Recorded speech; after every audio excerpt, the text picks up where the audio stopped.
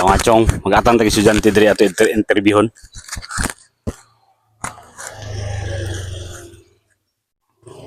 Ada estudyante ay. Wala. Lakaw tabi. Kani interviewon unsa ning graduhan ning animal. Ali, hapit sa. Asa ang graduhan nyo? Grade 12.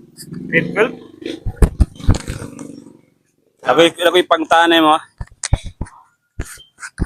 Ano ang pambansang hayop sa Pilipinas? Gecko Globe. Nagsimula sa letter K. Okay. Camel. Mas maliit pa sa camel. Maliit pa sa camel. Kabayo. Maliit ng kunti.